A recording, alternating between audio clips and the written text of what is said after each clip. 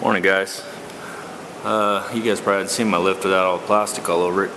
And I painted, that used to be yellow. I hated the color, that yellow color they used, so I painted it red, so it's red, white, and blue. But trying to be patriotic, initially it was blue and yellow, but that's kind of beside the point here. On this, it's a funny story now. Could have turned into a very ugly story. So I call him my future son-in-law. I don't know if he'll ever ask my daughter to marry him or not, but he's been around for a while and I like him. He's a good kid. I helped him put the lowering kit on that truck, and he's really proud of that truck. That truck's the first truck he ever had. His dad bought it for him. He'll probably keep it forever. It's one of those super sentimental trucks. It's a Ford F-150 93 model. Kind of resembles a Lightning. I think it's a Flare, maybe Flare side. I don't know exactly, but anyway, he's dolled the motor up and done a lot of work to it, and it's a nice truck. So he comes over the other day, or he actually calls me. He says, "Hey, can you help me put rear wheel bearings in my truck?" And I'm like, "Yeah, I mean, I've done it, years and years and years ago. But yeah, I can't imagine it'd be that hard." Well, it's an 8.8 rear end, and so we get it over here. We pull the brake wheels off and start looking at everything. It's got drum brakes on the back, and I'm like, all right, so the bearings are in behind the axles. Well, so that means you got to drop the pan off the rear end, or the cover off the rear end. And it's got C-clips in it, and it's got all kinds. So we ended up getting into a whole bunch of stuff that we didn't really realize that was going to happen. I had no idea it was going to be all that.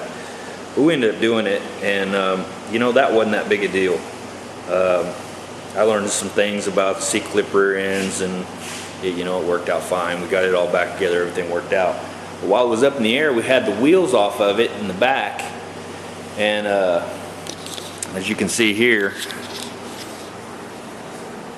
I've got these locks. These locks here lock into these deals here. Well, my daughter's out here. He's in the house, and I'm thinking, well, I need to get the truck down to where I can actually, because we had it so high when we were working on the rear end. I wanted to pull it back down. That way we could work on on the outside, the wheels and stuff. I have mine locked in, so I go up with the lift. It lifts up, and I unlock mine. She unlocks that one on that side, and it starts dropping, and I'm not pulling it down. I'm like, what in the world? And so I immediately kick my latch, and I tell her, I said, latch that. Well, she doesn't know how to operate that, and so when I told her to latch it before, she latched it like it is now, which is open. So she kicks it, she's like, it is latched, and I'm like, mine's latched, so now the truck is starting to go sideways and drop. And I'm like, latch it, hurry, latch it. She's like, it is latched, and now I'm flipping, because I'm thinking this truck is fixing to flip over on its side, come over into that post. Who knows what happens from there. Finally, she figured it out, grabbed it. Well, this one was probably up here at this point. When the time she latched this one, it was down here pretty low, so the truck is literally sitting sideways. Well, the only thing I can gather is the seals inside this thing finally went out. Now this lift was built in 1989, so I'm going to say they've never been changed. So it's a German-made lift. It's a nice lift. I've called. They make parts for it still, which is great. It's going to cost me $40 for the seal kit. Hopefully that's what the problem is and was. But yeah, whoo! I mean, talk about dodging a bullet, because that would have been so bad had his truck come over and crushed the side of it, or even came down or knocked the whole freaking lift over. It was just a bad situation. Of course, it blew, transmission fluid all over the place down here. But yeah, these safety latches are lifesavers, because that thing was coming down pretty dang quick, a whole lot quicker than I imagined it would.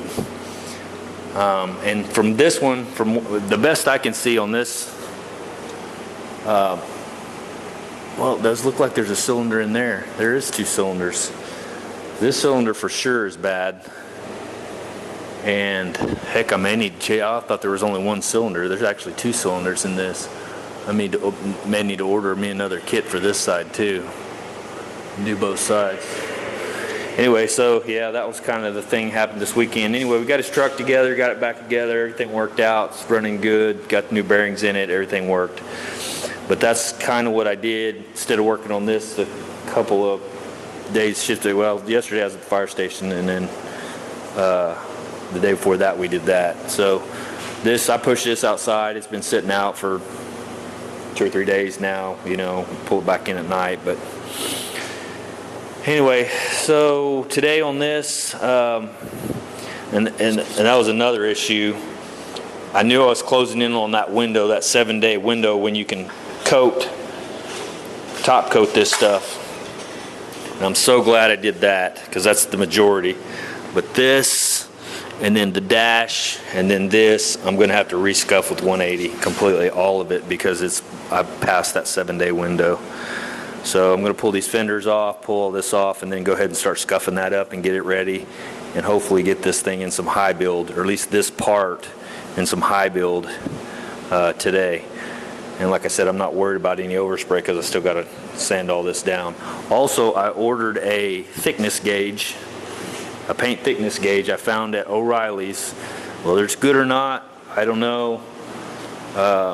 It was fairly inexpensive. I'm going to end up paying $60 for it, but it only goes to 15 mils, and so that's as thick as obviously I'm going to be able to. But like I said, I think most of these cars are quite a bit farther. They're supposed to be quite a bit farther under that. Now, somebody hopefully can correct me or tell me on a car that's like a nice driving / almost show car. Hopefully, what the paint thickness is going to be. Is it going to be closer to 10 mils, or is it, I can't imagine it's going to be over 15 mils. That would be ridiculous. But since most cars, from what I understand, are 4 to 5 mils thickness, most of the new cars. But anyway, yeah, it's supposed to be here tomorrow or the next day, so hopefully I'll be able to figure out where I'm at with this and how, like Jeff said, figure out what I need to do to adjust my spray techniques to get this on thicker, or if it's fine, then I know I'm doing what I'm supposed to do or whatever. So anyway, got that in play. But yeah, for now, that's about it. I was just going to tell you that story, and holy crap, that was a crazy day. So, all right, guys, we'll talk to you in a little bit. All right, tip of the day. So, if you're using any kind of product like this epoxy that has a window that needs to be sprayed within a certain window, make sure you spray your top coat within that window. Whether it be filler, whether it be primer, whatever you're doing, take it from me, because I'm an idiot. I learned the freaking hard way on everything. I couldn't say no to the truck because I needed to do it that day. The day before yesterday, it needed to be sprayed. But no, we spent all day on that truck and I missed my window. Today is the 7th day and I'm not going to take a chance. So instead of just spraying primer over this like I could have just freaking sprayed it and been done. I've got to go back and rescuff every bit of black on this car with 180. Not that that's a real big deal, but that's going to take me at least a couple hours or more. Hell, it may take me most of the day. I've got the whole dash, top, bottom, inside, out, both those, inside the doors, and the whole back. Am I bitching? A little. Just take it from me. If you got a window, try to stay in that window. Otherwise, all you've done is made a whole lot more work for yourself. Oh yeah, I got these down here to do too, on both sides, all the way under. And so yeah, and I cleaned every bit of it so far, and so I'll probably have to sand it and re-clean it because I can see some of the Blue Scott towels because of the overspray from the other stuff. Just pulling some of the little lint stuff off the Scott towels, which that'll all sand out probably, and I'll have to re-clean it anyway, but I don't know, just a little tip. I was sitting here cleaning this thinking I'm gonna have to sand every stinking bit of all this black again. Every bit of it, all of it. Because I missed my window. So, tip of the day. All right, so it's 2 o'clock and I'm gonna go get some lunch, but I got almost half of this done. And so looks like by the time I get finished with it, I won't be able to prime today because this is taking most of the day, just like I thought. So I haven't got the dash, got the top of the dash, all those, all under there, in here, most of the front of the firewall, about half of it. I still got the whole other half of the car to do, and the dash. So, and I got to do these because looking at these, they've got little pits and indentions in them. So I'm gonna have to scuff those down and actually put a little bit of filler in those. That way those are nice and straight.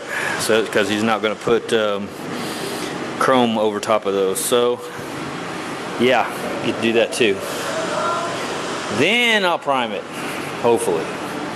But we'll see. See you guys.